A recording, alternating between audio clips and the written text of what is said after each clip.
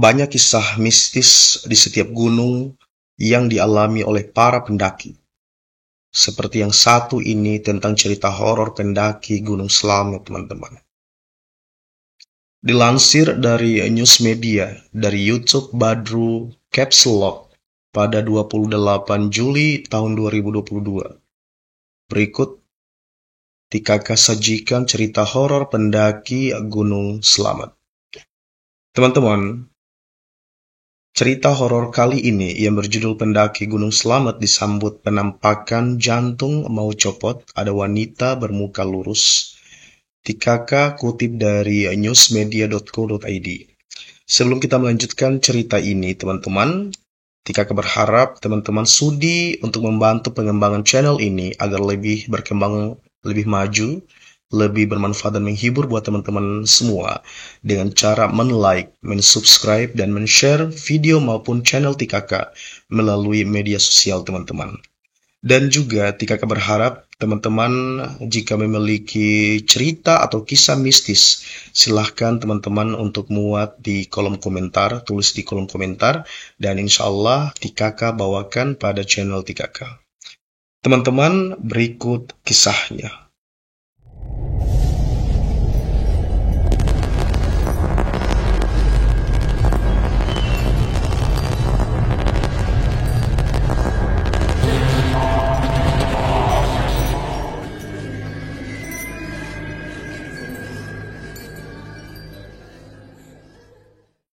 Bernama Justin, yang merupakan salah satu pendaki dari Jakarta Barat, mencoba untuk mendaki Gunung Slamet. Namun saat itu teman-teman, dirinya mendapat cerita horor. Pada awalnya, Justin dan beberapa rekan pendaki ingin mendaki di Gunung Merbabu. Namun karena menduga jika view di Gunung Slamet lebih bagus, sehingga mereka memutuskan untuk pendakian ke sana. Justin menceritakan, saat keberangkatan pukul 00 waktu Indonesia Barat pada tanggal 4 Juli 2022 dengan mobil bersama 8 orang. Perjalanan dengan mobil ditempuh sekitar 6 jam yang melalui jalur baru di kota Tegal dengan sekeliling pemandangan alam yang mewah. Saat itu teman-teman, sampai di kota Tegal pada pukul 6 waktu Indonesia Barat. Dan sesampainya di sana, mereka memutuskan untuk istirahat dan melakukan prepare. Pendakian dilakukan sekitar pukul 8. Dan dari pos pendakian hingga base camp ditempuh kurang lebih 45 menit dengan naik ojek. Awalnya Justin dan rekannya berkeinginan jalan kaki. Namun karena waktunya lumayan lama, yakni sekitar 3 jam, sehingga mereka memutuskan untuk naik ojek. Justin menceritakan saat kejadian itu ada sedikit kejanggalan yang mana ojek yang ditumpanginya tidak kuat nanjak berulang kali. Hingga pada akhirnya Justin jatuh dari motor tersebut. Justin mengaku selama perjalanan dirinya mendengar suara kicauan burung.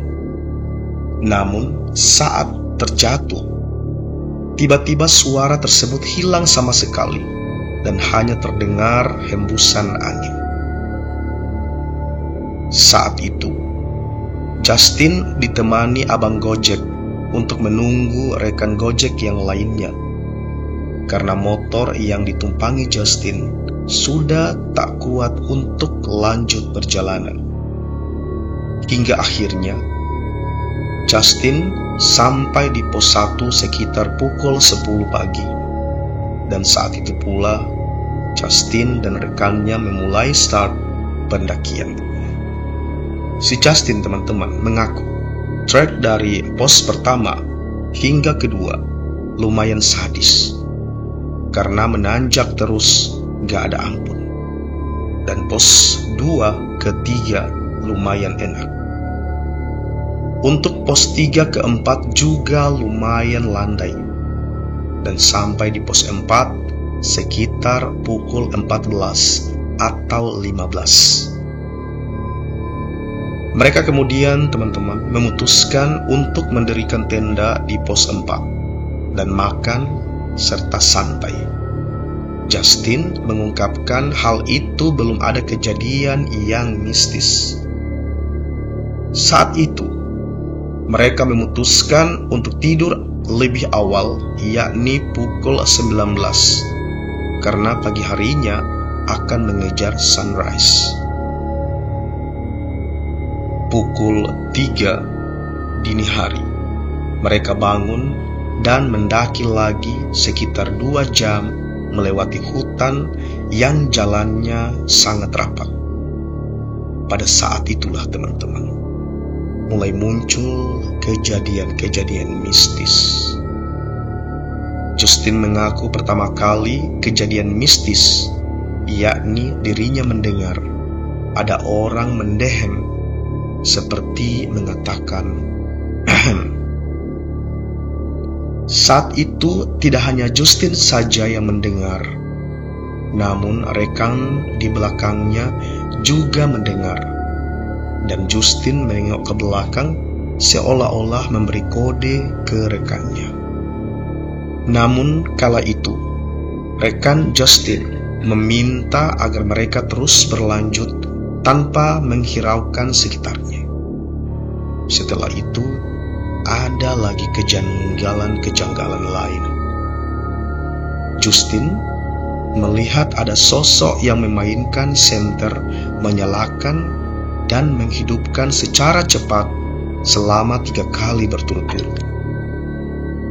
Justin mengungkapkan jika sosok tersebut mirip orang dan sesekali muncul di depan Justin.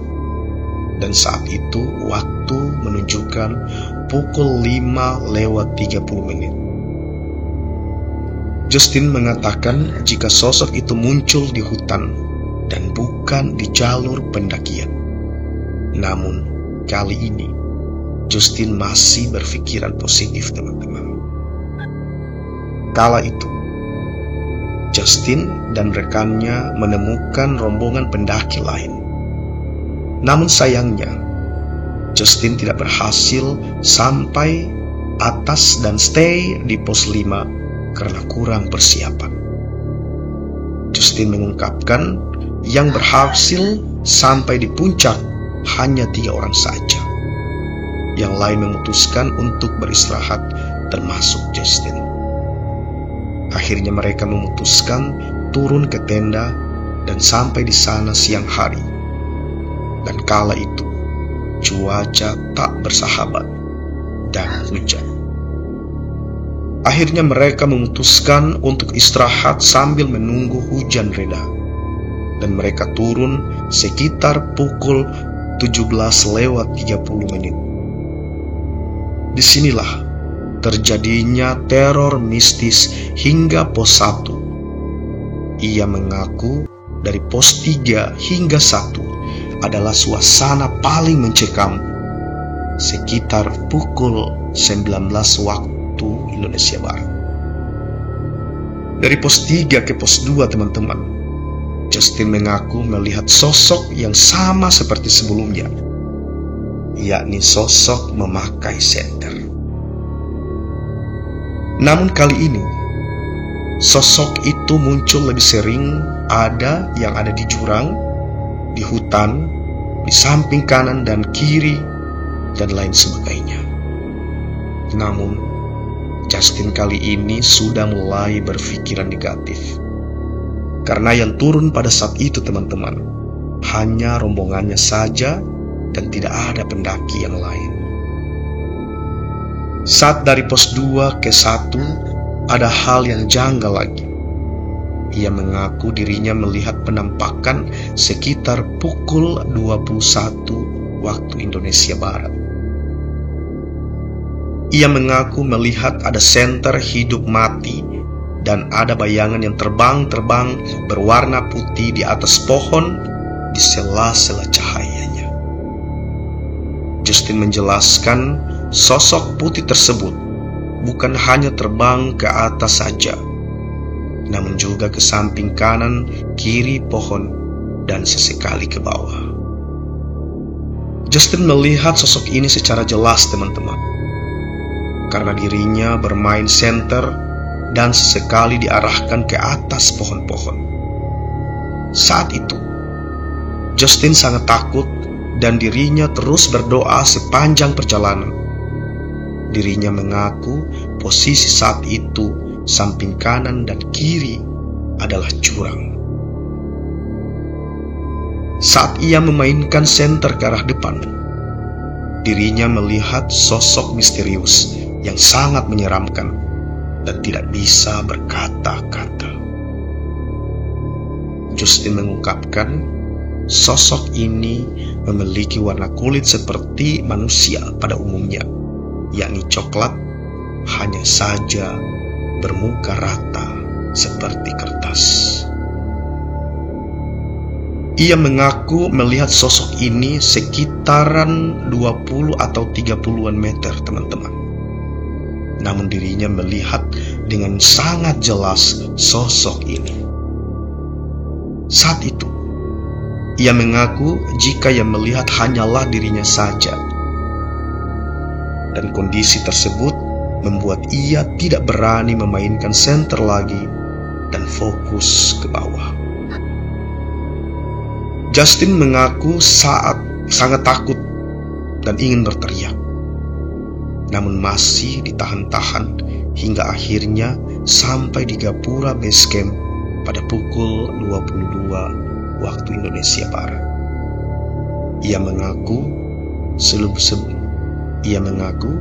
sebelum keluar dari hutan tersebut, sosok putih dan wanita bermuka rata masih saja terus menghantui. Dan saat pertama kali melihat Gapura Base Camp, Justin mengaku sosok putih yang banyak dan wanita rata itu berkumpul di samping seakan-akan mengucapkan ucapan selamat tinggal. Ia beserta 7 rekannya mengaku sampai base camp sekitar pukul 23 dan sampai di Jakarta pada pagi hari. Ia memberikan pesan jika saat di gunung selalu menjaga sopan santun dan jangan sampai berbicara kasar atau berbuat hal-hal negatif.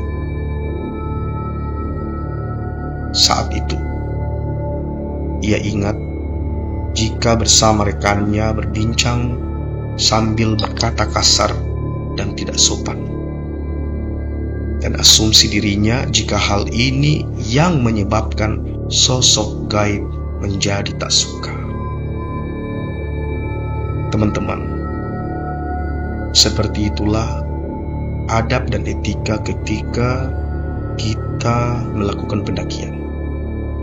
Sebagaimana kita ketahui bahwa gunung-gunung, lembah itu adalah tempat para jin bersarang. Di lautan, di gua-gua, itu merupakan tempat mereka. Dan ketika mereka merasa terusik, maka akan banyak kejanggalan-kejanggalan yang akan kita dapati. Saya kira perlu pengetahuan ini diketahui oleh seluruh para pendaki yang ketika ingin melakukan atau memulai pendakian, memperhatikan adab dan etika serta aturan-aturan penting lainnya untuk diterapkan selama pendakian. Demikian teman-teman, cerita mistis pendakian Gunung Slamet.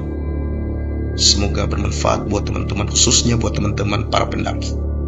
Sekali lagi, kisah ini Tikaka kutip dari newsmedia.co.id.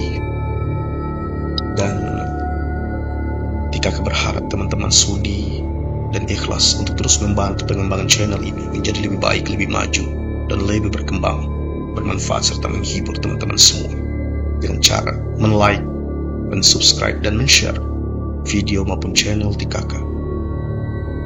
Terima kasih yang sebesar-besarnya, yang sedalam-dalamnya Tikaku sampaikan buat teman-teman semua, atas keikhlasan dan perkenan dari teman-teman semua. Semoga Allah Subhanahu wa Ta'ala, Tuhan yang Maha Kuasa, membalas semua kebaikan teman-teman dan mencurahkan, melimpahkan rezeki yang tak putus-putusnya kepada kita semua. Amin. Terima kasih teman-teman.